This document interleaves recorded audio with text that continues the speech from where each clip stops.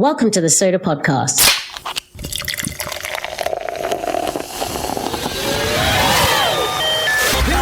We're talking about the Data Dream Team with Jesse Anderson. There's a new approach needed to align how the organization, the team, the people are structured and organized around data. New roles, shifted accountability, breaking silos, and forging new channels of collaboration. The lineup of guests is fantastic. We're excited for everyone to listen, learn, and like. Without further ado, here's your Data Dream Team host, Jesse Anderson. With me today is Orlando Machado. He is the Chief Data Officer at Lego Group. Welcome, Orlando. Thank you for joining us. Thank you, Jesse, and great to be here. Would you mind introducing yourself a little bit more? So as you say, I am the Chief Data Officer for the Lego Group, and I've been in the Lego Group since February this year, so relatively new to the organization, and a real privilege to be at one of the world's greatest companies, in my view. In terms of my background, my history has always been in the world of data. So I've been working in the world of data and data science for about 25 years, starting in academia, actually. So I worked in an epidemiology department for a few years, where I was doing statistical modeling, the kind of thing that would be called machine learning these days. I spent a few years in a marketing agency, again running data and analytics teams, mainly around trying to understand consumers better and better so that we could create more relevant experiences for them. I then spent about 6 years at a company called dunnhumby.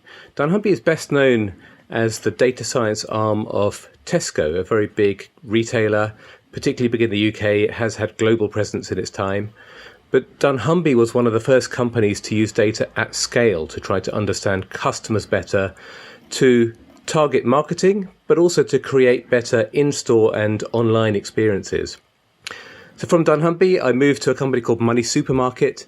Money Supermarket is a UK-based price comparison website. So it's an online-only business.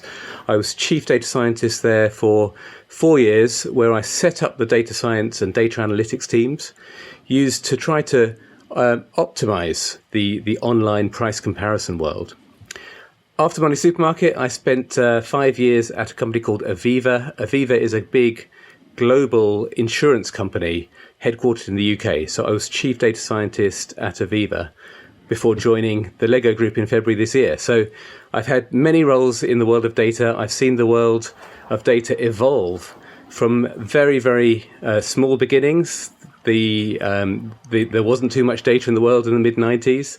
There's a phenomenal amount of data in the world now. So the disciplines have evolved, the capabilities have evolved, and the teams around data have also evolved. So really delighted to be here talking to you about that. That's awesome. I'm super jealous of your resume. I just need to say that. And let's geek out for a second on Lego. That's awesome. What does 10-year-old Orlando think about you working at the Lego Group? Well, I think 10-year-old Orlando would have no concept of the fact that people actually could have a job at the Lego Group. The Lego products seem to be always there. They seem to be magical. They seem to be present in everyone's homes. And they were things that people interacted with. But the idea that actually one day I could have a job in that company would have been beyond my wildest dreams. It wouldn't have been anything that I could have considered. And I think that's true of many of these big, enduring brands that have evolved over a period of many years. They start off as being kind of mysterious. I think it's a lesson for everybody, really, that if you've got a brand that you admire, try to think about the way it comes together. Try to think about the people that work there and try to think about how you might make your way into a company like that, because it's always people at the end of the day. Yeah, I found that to be interesting. We kind of pigeonhole ourselves and think that we can't be in there or can't go to those companies we admire, and yet you can find a way, and you obviously found a way.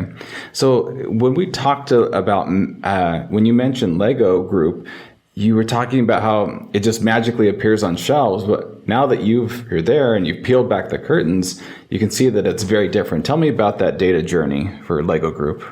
It's fascinating. I think the Lego Group is a very interesting company because we are a manufacturer, we have supply chain and logistics, we have a wholesale operation, we have a retail operation. So we have direct-to-consumer considerations around customer experience, loyalty. We have many, many aspects that are often seen in many different companies, and we have them all combined into one.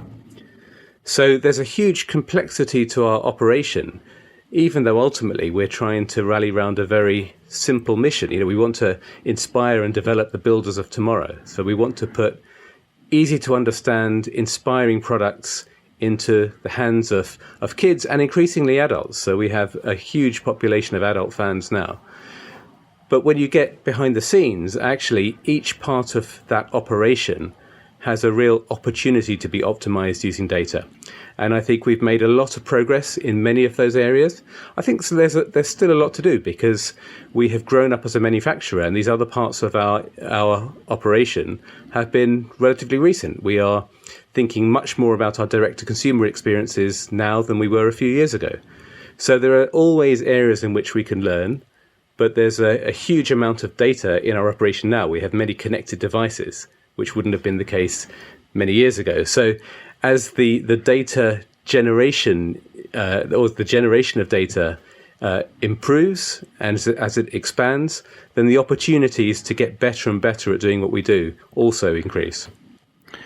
Let's say we have a ton of data at Lego Group.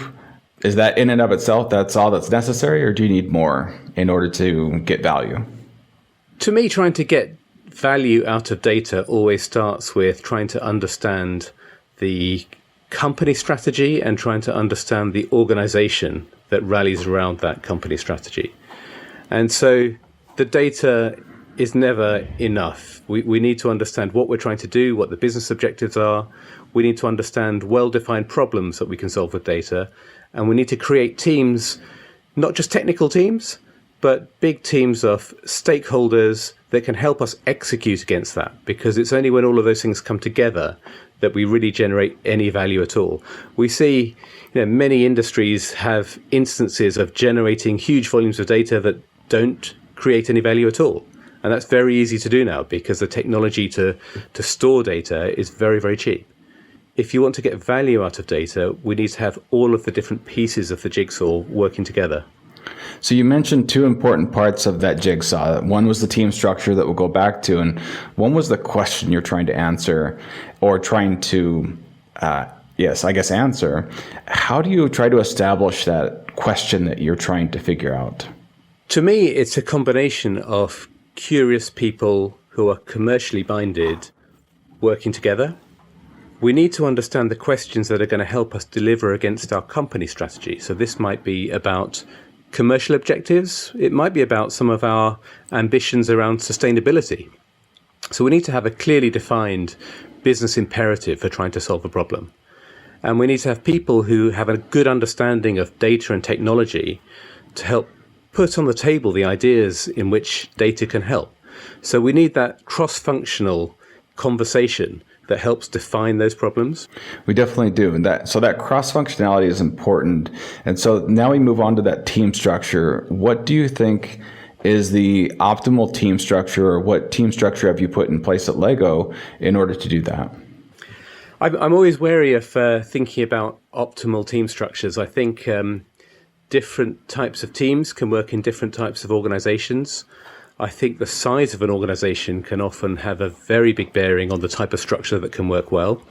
Lego's a large organization. It's quite federated. We have lots of different business units trying to deliver against different parts of our ambition. So trying to, for example, centralize everything that we did wouldn't typically work because that might create too much distance between a central function and a local business objective. So to me, what we've tried to do is create the right level of centralization. So we have a central team that manages some of our core technology and our data platforms. We have a central team which does a level of cataloging and understanding the data quality that sits on our platforms. And we have a central team building data science products. So this is data scientists with highly specialized skills working on well-defined products that solve business problems. So those are central functions. Alongside that, we have a data governance team that is helping the whole of the organization understand the requirements for using data responsibly. And we have another team that I've created called Data Strategy and Community, which is about connecting up data practitioners from across the Lego Group. And these might be business intelligence folk, it might be data analysts, it might be people who are just trying to understand KPIs and how to use them without trying to misinterpret them. So the data strategy and community team is about helping us build skills, literacy, and communities of practice across the whole of the Lego group. So we don't have to centralize everybody who's trying to use data, because that would put way too much distance between our central function and our business units. So we're trying to operate to a kind of hub and spoke model. So we have enough stuff in the center so that we can try to understand common standards, common practice, and common technology. But we also try to enable the whole of the organization to use data in a way that's fit for their own purpose. That's interesting. That the hub and spoke model, I talk about that in data teams, but I also point out that it's a later evolution of the company. Do you happen to know how long it took at Lego to get from, let's say, that really centralized team into that hub and spoke model? At the Lego Group, we have an interesting setup in that round about 5-6 years ago, we started creating teams around some really quite advanced problems, things like recommendation engines for Lego products, things like optimizing marketing effectiveness, the kind of things that many agencies around the data world do. We began to centralize within the Lego Group. And so it's taken a few years of establishing data science best practice within the company before we've been able to centralize a bit further things like data strategy and data literacy and some of the other kind of adjacent areas. The interesting thing is that in contrast to some retailers, actually it can sometimes be harder than some retailers to get all of the relevant data into one place for us, because we have such a complex set of arrangements with partners. We have situations where we have data come from many different sources. So in some ways, it's easier for us to tackle some of the more advanced cases than it is some of the simpler cases around just trying to understand all of our customers, where they're interacting with us, whether that's in-store, online, in a theme park. So some of those parts are maybe later in the journey for us, whereas centralizing things like data science, actually we can realistically do a little bit earlier. Oh, that's interesting. So one piece I really find important about having on a data journey is C-level representation. And what I found is that when companies don't have a C-level executive, it shows that there isn't as much buy-in in data. Could you talk about your voice at not just the board level, but at the C-level as well as all the way down?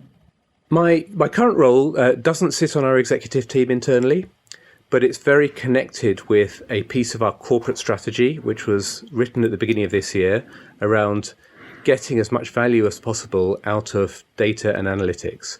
So we have C-level strategic intention, board level as well, buy-in for having more investment into data and analytics. And we also have a program at C-level called digital transformation. So we have investment around reorganizing ourselves to get better value out of contemporary digital skills. So I couldn't agree more about C-level buy-in. I think having the CEO on board, having all of the executive team on board with a data program is absolutely essential. How is that organizationally underneath you for the rest of your organization? I assume that those hub and spoke teams are directly reporting to you. Yeah, so the roles that I described are reporting to me. So the head of data strategy and community, the head of data governance, and the heads of the data platform, data foundation, and data science products team report directly to me. I also have people reporting to me who are principal engineers, so people that can help us evolve our technology and continue to evolve our technology as technology itself changes. And I have some people helping me around things like agile ways of working, also reporting to me. We also have then business intelligence teams that sit outside of my world, and my role will be about trying to connect up those teams to help knowledge sharing, best practice, standard tooling, data literacy, and just helping us all get more and more value out of data in an indirect way. Excellent. I forgot to tell you when we first met, but I create videos on YouTube of Legos. I've actually explained distributed system concepts with Legos. One of those videos, I explained how HDFS works with Legos, and it has over 100,000 views. I think it has 120,000 views now. So there are some pretty crazy uses of Legos out there. I think we see internally that Lego bricks are a fantastic tool for brainstorming, idea generation, even meditation. So I think we see many, many uses of our products way beyond what maybe our founder would have thought about. But I think we're becoming very established and very skilled at using our products in a lot of creative ways. You get a bunch of engineers. I've been thinking about this quite a bit. Engineers like to say that they're not creative, and yet most of them spent 8-year-old to 12, 13, 14 just playing with Legos and creating. And I would argue that those are the most creative people out there. What do you think? I totally agree. One of my biggest bugbears, if people are talking about data, is that people try to create this tension between data and creativity. And coding itself is often a very creative discipline because it involves creative problem solving. Now, it also involves a degree of discipline and version control and trying to think about rigor. But at its heart, there's a big creative element to it. So I think there's no tension between data and creativity, and the best companies are doing both. So maybe you could share, what is your greatest data story or data team story that you've never told before? Oh, that's a difficult one. I like to tell stories. So stories that I've never told before are tricky. I think one thing that I would say, though, is that I worked at a company, dunnhumby, for 6 years. dunnhumby is very well recognized as being a pioneer in the area of data science, and in particular, customer-centric data science. I would say the story that isn't told so often is how dunnhumby got ahead of the game by investing in, I guess, what would now be called data engineering. So trying to think about the foundations and the building blocks and the technology that enables data science. And to me, it was one of the first companies to overinvest in those kind of foundational technologies. Now, nobody called it data engineering at the time, and it would be different in many ways to data engineering as a contemporary discipline. But I would say that that company recognized very early on that data science was nothing really without the underlying technology. Oh, that's interesting.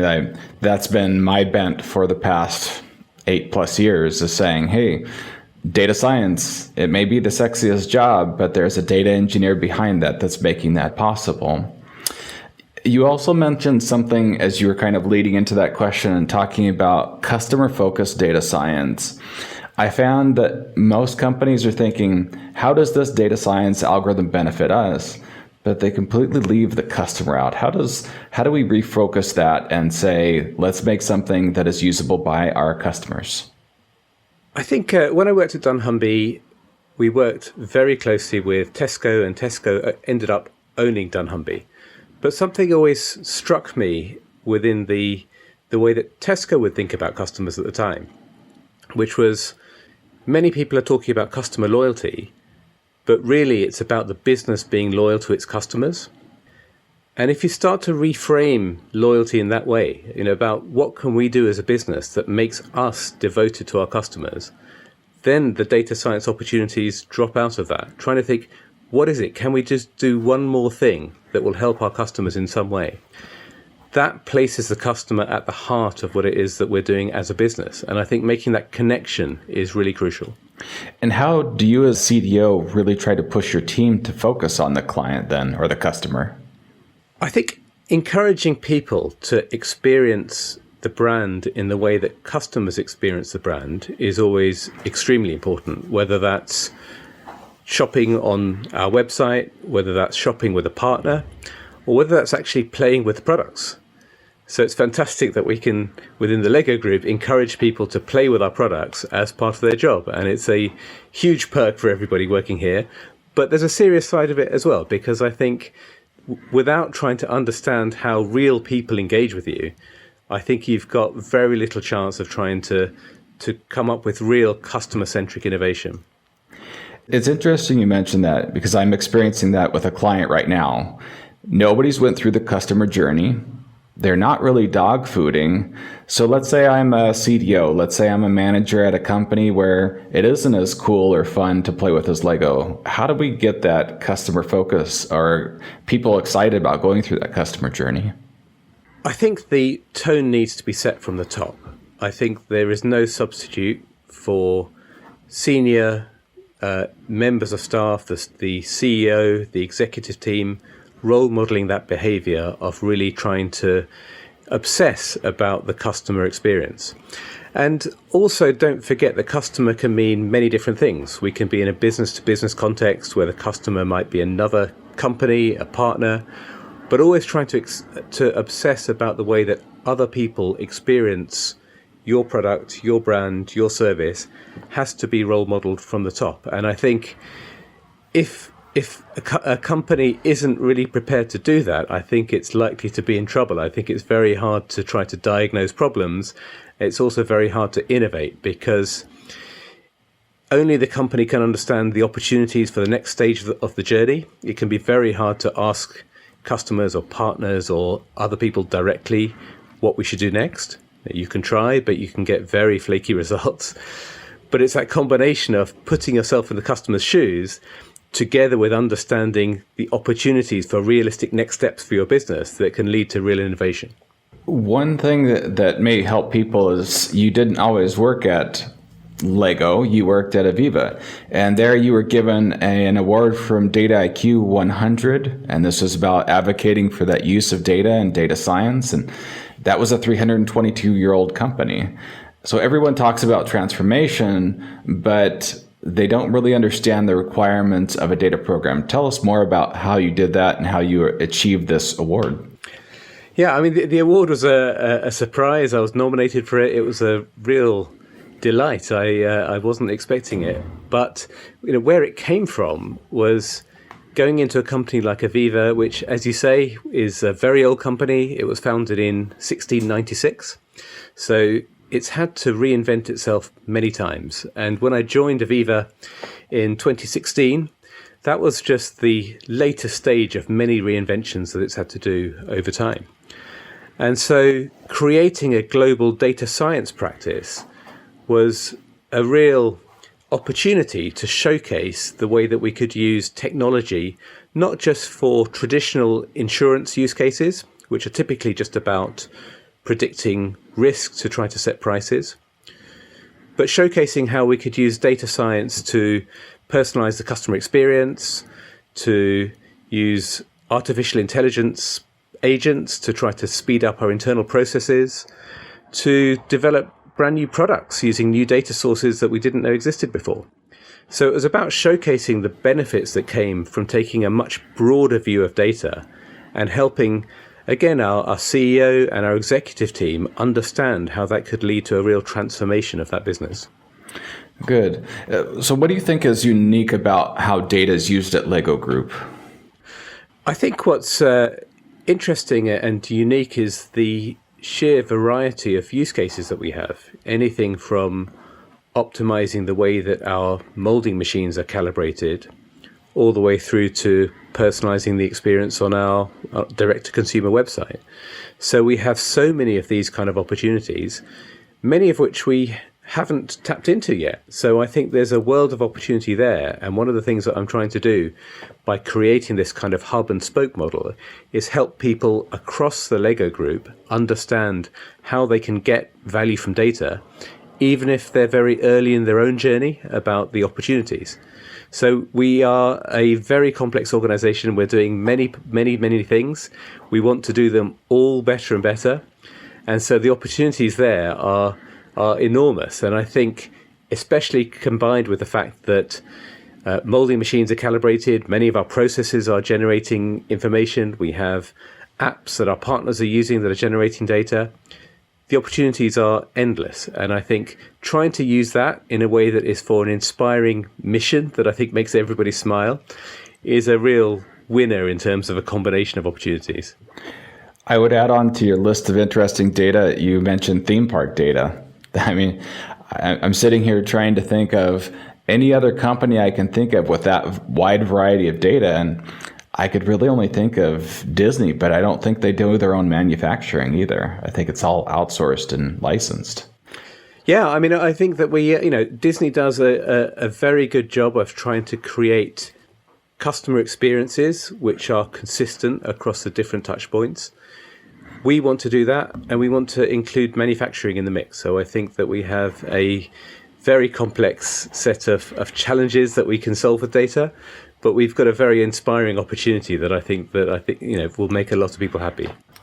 So kind of switching topics, who's your favorite role on your data team? To me, the key thing is that it is a team rather than a collection of individuals. So I've created a structure that has many interdependencies by design. So my team is not a team of leaders who come together to give status updates. It's a team of people that need to work together to operate effectively.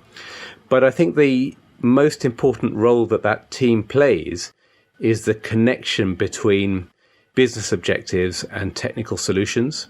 So trying to think about the problem that we're trying to solve and then try to think about how our technology can deliver against that is the important connectivity role that the team plays. Excellent. So as you think about your teams and the layouts of your teams, you talked about that star configuration. So just to help kind of tease that out and have people understand that, you have both data scientists, data engineers, and who else are on those teams as far as roles? In my team, we have data governance people, and we have a broad, what we call archetype around being a data specialist, which encompasses data visualization, data governance, data training and literacy. So a number of different skills which are typically slightly less technical than data engineering and data governance. And it would be those teams that would be responsible for helping us connect with our stakeholders across the Lego group in other departments, other teams, and helping those teams connect with each other as well. So we want to build communities of practice, taking the kind of cue from the way that some software communities of practice work, and they evolve standards, they evolve ways of working, they evolve better and better practices of working. So some of the roles in my teams are less technical, but they're more about enabling the organization. So thinking about what they do, what shouldn't they do? In other words, what doesn't fall under the remit of the data team? One of the things that we are trying to avoid is things like business intelligence reporting happening in the central team. We think it's a much better approach for us to enable business teams themselves to do data intelligence reporting, KPIs, dashboards, those kind of things. But we want some degree of centralization of where the data's sitting, the way the data's prepared to some extent, and the tools that we're using to create those kind of insights or those kind of dashboards. So we don't want to be a central function for every use of data across the operation. We want to try to get the right level of centralization so that people are working in a fairly consistent way across the organization, but they're also close to the problems that they're trying to solve. So we're trying to draw the line where we say, once you get to a certain level of data science specialization, then there's benefit for that being in the central team. And that's because data science resources typically, it's a much rarer resource right now, and it benefits from people being in a very tightly knit team so that they can learn from each other. And it also benefits from us centrally be able to point the right kind of problems to that very specialist skill set. So we're trying to kind of say that the slightly less specialist data practitioners should be much more federated. I completely agree with that sentiment. In the book, I talk about you can drive your Ferrari to the grocery store, but it seems kind of like a waste. So it's really important to use the right individual, right tool for that job. And you rightly point out, these resources, these data science, these data engineering resources are much more limited. So we need to be careful there. So thinking about that, what do you think is the most challenging role on a data team? Well, I talked about the favorite role around being the connection between business problems and technical solutions. That can often be challenging as well. And I think trying to build that into a discipline as people evolve from a very technical place can be something that people have to learn. So I think always maintaining that focus on the problem that we're trying to solve rather than the solution is an ongoing challenge. It's an ongoing initiative. It's something that we need to stay focused on. So it's my favorite. I think it's the most important. I also think it's something that always needs focus because, having come from a technical place myself, I understand, we could spend many, many years trying to learn a very small piece of detail around the way a technical solution works. And the skill around combining that with a business problem often comes much later in people's journey, in people's training, in people's development. So it always needs a focus. I think it always needs a challenge. And quite often the skill is around taking things up a level, just trying to help people see the strategic benefit of what they're doing rather than just some of the detail of the solution they're working on right now. Excellent. Since you've had so much experience across so many different companies, you've probably seen some consistent challenges. What are you seeing as a consistent challenge when you're building a data team? I think the challenge that we've talked about the right degree of centralization versus the federated approach of having data scientists, data analysts spread out across the organization is always something that is an ongoing discussion. And I wouldn't say that there's a one-size-fits-all solution. I think that some companies are well suited to one model and some companies are well suited to another model. But that to me has been an ongoing discussion actually over the years. And I found that different solutions have worked for different companies. And I spend probably more time now trying to think about the broader organizational structure before trying to propose a data team structure than I would have done a few years ago. I think the other challenge or the other kind of consistent discussion is around the definition of data scientist. I think I've probably evolved in my thinking and maybe even come full circle on this over the years. I think at one stage I would take quite a broad approach to data scientist or use the term data scientist and include analytics, BI to some extent, a very sort of broad range of definitions. Whereas I think, to my mind now, there is some benefit in trying to take a slightly narrower definition for the reasons that I talked about, the fact that you've got a very specialist skill set and these are the Ferrari drivers and you want to make sure that they're driving around a racetrack because that's how you're getting value from them. And the ability to upskill people in broader data skills, I think is much easier now than maybe it was a few years ago. There are many tools, there are many courses, there are many ways. It's a much more accessible topic to get into now. And trying to centralize or trying to label people who are analysts as data scientists, to me sounds counterproductive now. I don't think there's as much benefit, whereas we should be trying to upskill as many people as possible in basics of data literacy and trying to avoid some of the pitfalls of data analysis. So you mentioned a definition. Would you mind sharing your definition of a data scientist and data engineer? Wow, I'm not sure that I've actually come up with a definition, but I would say that it's somebody that's using advanced mathematical, statistical, machine learning tools to solve business problems. And again, there's that kind of conversation around, what does advanced mean? But typically we're talking about situations where the output of what they're doing will be an algorithm of some kind.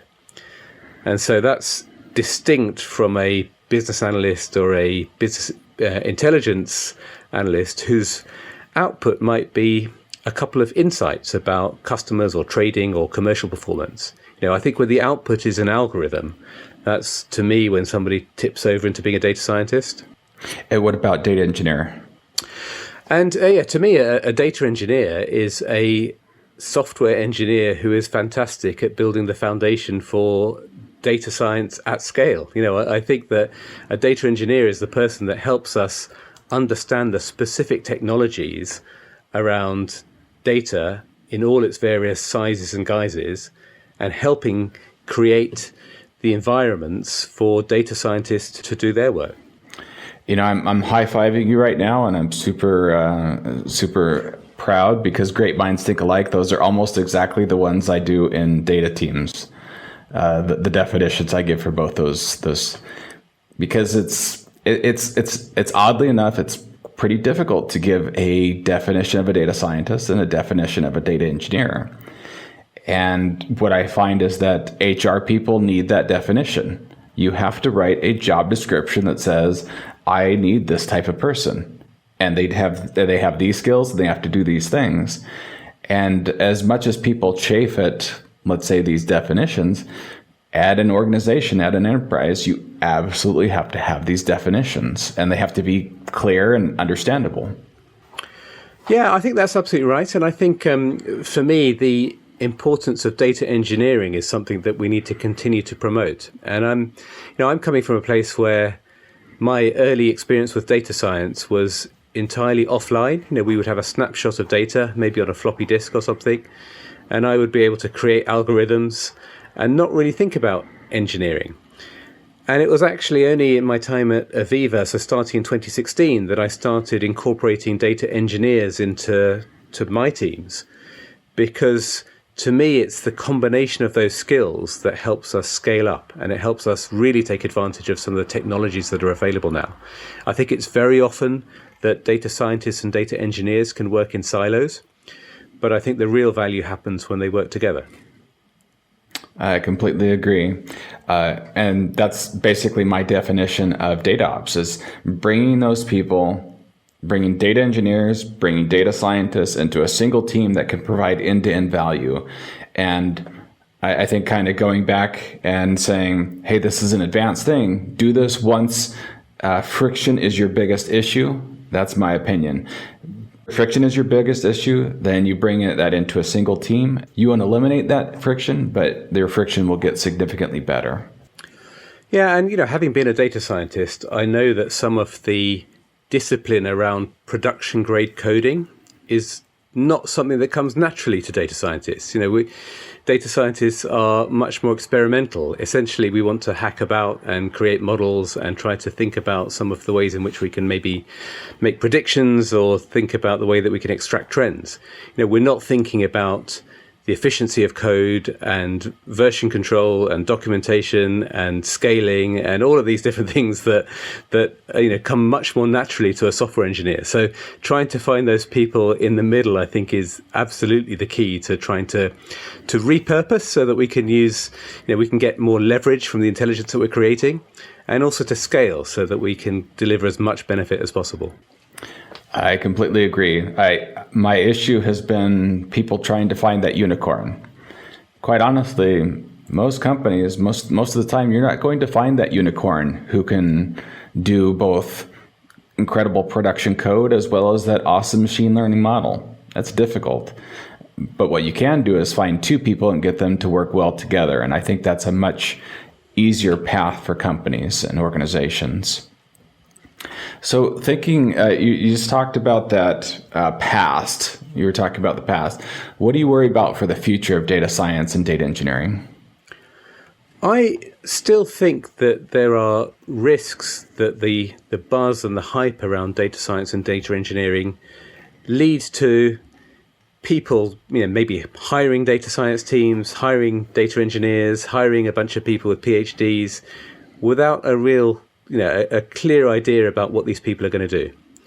And so that's always a challenge when something becomes very hyped. It's always a challenge when we have executive roles that are emerging now without too many clear definitions about what they really are, and without always the skills in the executive teams to hire the people that have got the relevant experience. So I think we'll have a little bit of time over the next few years where the roles of chief data officer, the roles of technology functions continue to evolve. And I think there'll be some pitfalls along the way where people make some mistakes. People will hire a bunch of these skills. They'll hire chief AI officers or chief blockchain officers or whatever it is that is the term that people want to think about, without really understanding some of the detail behind that.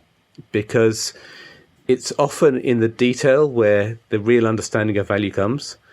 And historically, executive teams have not had to think about that so much. They haven't had to think about some of these areas. So I think we've got a slightly bumpy road for the next few years where people really learn how to get value out of these technologies. But then after that, I'm pretty optimistic. I think there will be more data in the future than has ever been in the past. And I think people will continue to get value out of that data.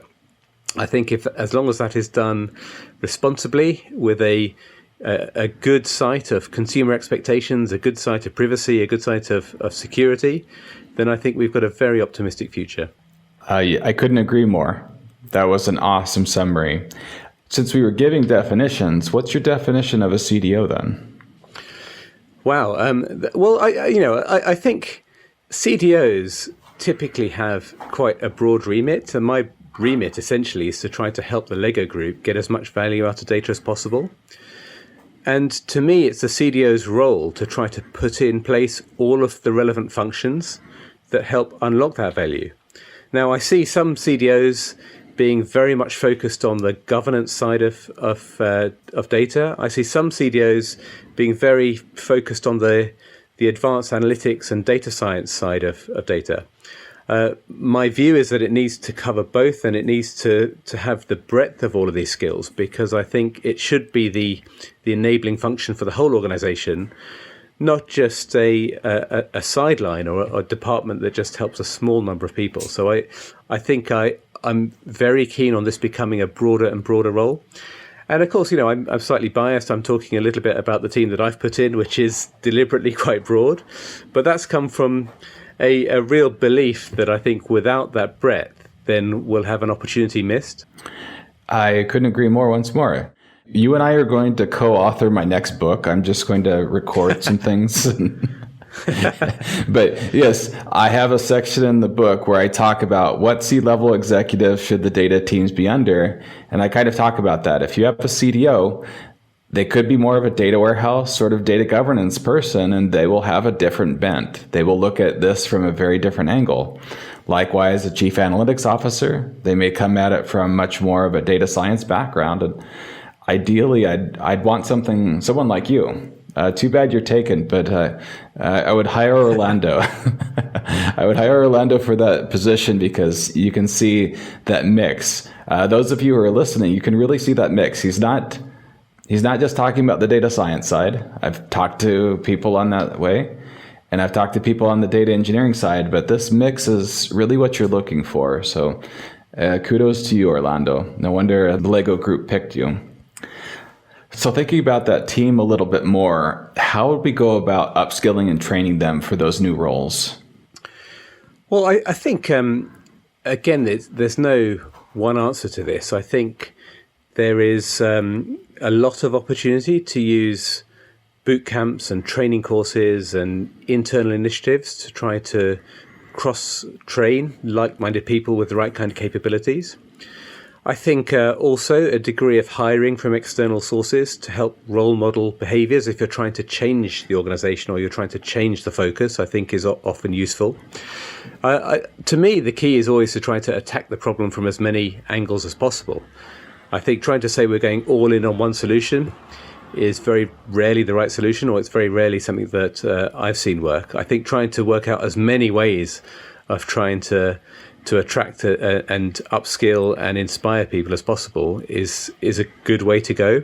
That can be anything from running internal conferences, internal training programs, internal events, seminars, knowledge sharing groups, creating forums, curating material that comes from other sources, because there's no need to invent stuff. There's a lot of good material out there.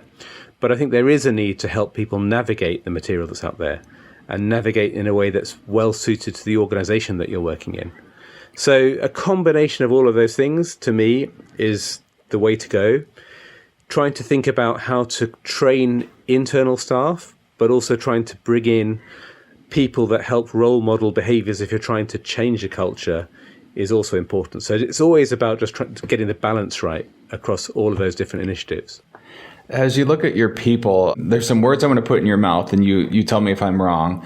And that was, it sounds like you have a differentiation between data literacy and the skills needed for that, the people needed for that, separate from your data teams with your data scientists and data engineers. Is that a good summary of your thoughts there?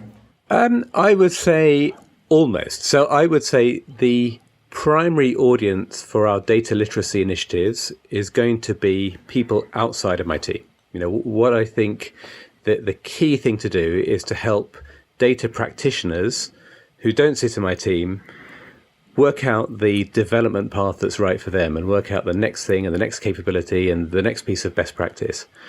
I would also say, though, that we want to offer the same kind of progression to people in my team. We just might be starting from a different base. So data literacy can be anything from trying to understand KPIs or A/B testing and what kind of traps you might fall into if you misinterpret the data, all the way through to neural networks or advanced machine learning, and just trying to work out what the next stage is in a journey of trying to become a better and better data professional. One interesting thing that I've seen, and we're going to be interviewing Harvinder Atwal. That's going to be coming out later in this series. And for those who will hear that, you will hear that both Orlando and Harvinder worked at the same companies. And there was a reason. That was because Orlando recruited Harvinder into those companies. So related to that, people keep coming back to work with you. And I think that's the mark of an excellent executive and manager. So as a leader, how do you foster this growth and achievement and getting people to want to come and work with you once more? I think one of the things that I try to do is always adapt and try to work out what the next thing is that I need to do to help the team flourish and the team succeed. And I think what I also try to do is create the conditions for the teams to operate effectively themselves. And so a good example of that actually is at Money Supermarket. So I left Money Supermarket in 2016. Harvinder has remained at Money Supermarket, and he's taken that team to bigger and better things. And he's written a fantastic book about it. So a shout out to his book, Practical Data Ops. It's an incredibly impressive book. I'm a big fan of it. And he's continued to flourish and grow and adopt and deliver for that team. So that's really what I try to do. I try to create the conditions for people to succeed. And if people like that, then maybe they come to work for me again. We'll see. One thing that you've touched on a few times is people coming in with buzzwords, people coming in with really high expectations. So here you're at a new role at Lego with a lot of buzzwords behind you, machine learning, data engineering, data teams. How do you manage those expectations so that they don't just overwhelm you or overwhelm the team in expectations that are impossible? Yeah, I mean, it's funny. I have been privileged enough to have worked in the data world for a very long time. And I've watched these buzzwords grow up around me, actually, as the industry has evolved. When I did a PhD in statistical modeling, it wasn't an established career path. It was a kind of slightly weird niche thing to do that I was just I just happened to be interested in. And so the buzzwords have evolved around me. They've created an industry. And I'm kind of conflicted on this because in some ways they're good. They're a good recognition that business owners and people that are running businesses understand the value in these new technologies. And there's enormous value in some of these technologies. On the flip side, they can create confusion. Artificial intelligence is a great example of a buzzword that has enormous value behind it, enormous interest, but it can be confusing because it's such a broad term and it's a catch-all term. So it encompasses anything from writing a short algorithm that automates a mundane task all the way through to sentient machines that are going to take over the world. And so that's not always helpful. So I tend to see the role that I end up playing is helping demystify some of this jargon, whether that's to an executive audience or whether that's to a team member who wants to understand how to use, some of these jargons, some of this jargon in a way that's maybe responsible, or maybe a correct reflection of the work that we're doing. So I try to demystify it. I don't like using jargon generally. I'm aware that I get sucked into it sometimes, but really just trying to demystify it and trying to concentrate on the problem we're trying to solve and the specific tool or technology that we're using to solve it, to me, is the key. So let's kind of reverse that. What are you excited about that's a new technology, a new modeling technique, something along those lines?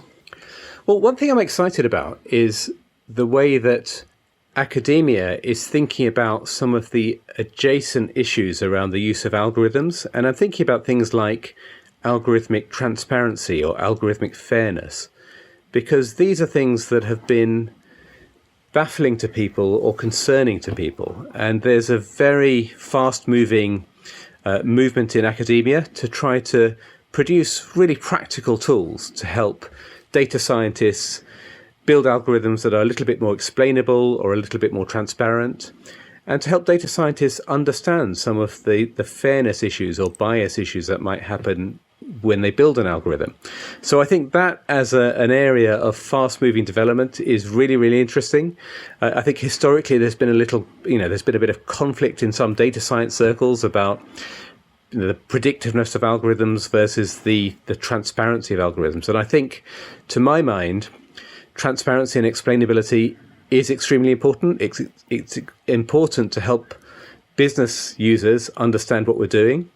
And it's important in some regulated industries to help regulators understand what we're doing. So I think it's a crucial part of the mix. And I'm really pleased to see a lot of development in academia around both of those issues. Awesome. Let me ask you one last question. What do you never compromise on? I guess I'd say I don't compromise on being myself. So I think I like to have open, honest conversations. I like to think about things in a way that's maybe slightly irreverent, but I like to take my responsibilities very seriously. So I try to bring my personality to the work that I'm doing. I try to bring myself to the work that I'm doing. I also think that I don't want to compromise on standards. But that's a slightly less blunt thing than it might sound. I think it's actually very related to your point, Jesse, about unicorns. When I say I don't want to compromise on standards, I want to build teams that operate very effectively together. That doesn't mean that each individual person has to have everything. And so when I think about the team, I want the team to be a very effective operating unit.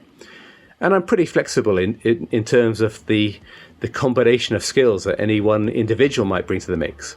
It's kind of it's kind of related to diversity and diversity of thought. I like to have different people bringing different things to the mix. When I say I don't want to compromise on standards, each person can compromise on anything as long as they're bringing something that's going to add to the standard of the team as a whole. So that was an awesome interview, Orlando. Thank you so much for being here. I really appreciate your insights and how deeply and how honestly you shared your experience with us. Thank you so much for being here. Thank you. It was a pleasure.